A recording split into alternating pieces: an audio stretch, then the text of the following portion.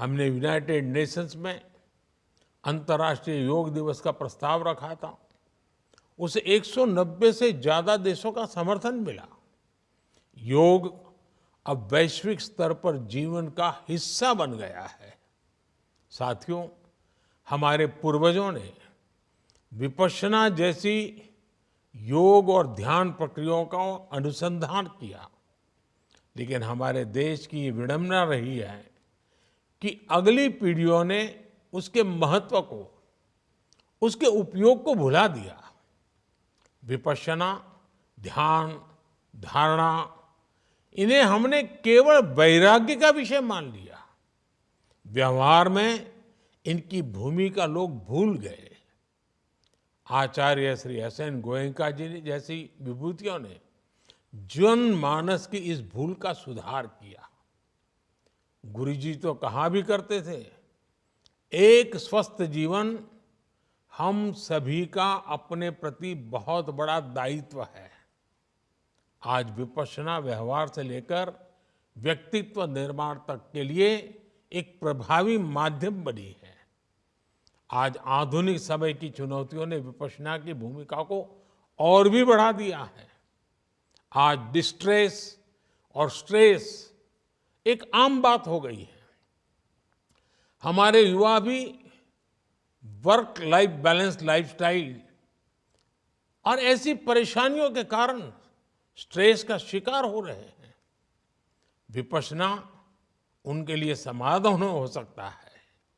इसी तरह micro family, nuclear family की वजह से घरों में बुजुर्ग माँ बाप के बहुत तनाव में रहते हैं। हमें रिटायरमेंट एज क्रॉस कर चुके ऐसे बुजुर्गों को भी ज्यादा से ज्यादा संख्या में इससे जोड़ने का प्रयास करना चाहिए। साथियों, श्री एस.एन. गोयनका जी के हर कार्य के पीछे यही भाव रहा कि हर व्यक्ति का जीवन सुखी हो, उसका मन शांत हो और दुनिया में सद्भाव हो। उनका प्रयास था कि उनके अभियान का लाभ आने वाली पीढ़ियों को भी मिलता रहे। इसलिए उन्हें अपने ज्ञान को विस्तार दिया। उन्होंने विपश्यना के प्रचार प्रसार के साथ साथ इसके कुशल शिक्षकों के निर्माण का भी दायित्व निभाया।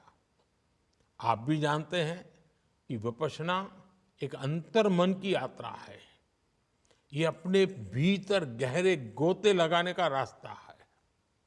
लेकिन ये केवल एक विद्या नहीं, ये एक विज्ञान भी है।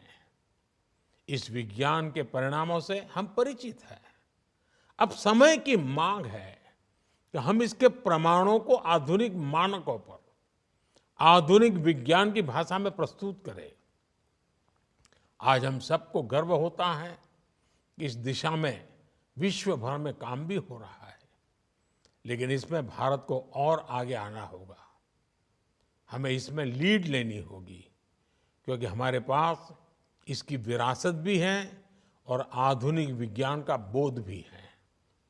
नई रिसर्च से इसकी स्वीकार्यता बढ़ेगी, विश्व का और अधिक कल्याण होगा। साथियों, आचार्य श्री एस.एन. गोयनका जी की जन्म शताब्दी समारोह का ये वर्ष हम सबको प्रेरित करने वाला समय रहा है। हमें मानव सेवा के उनके प्रयासों उसको निरंतर आगे बढ़ाना चाहिए।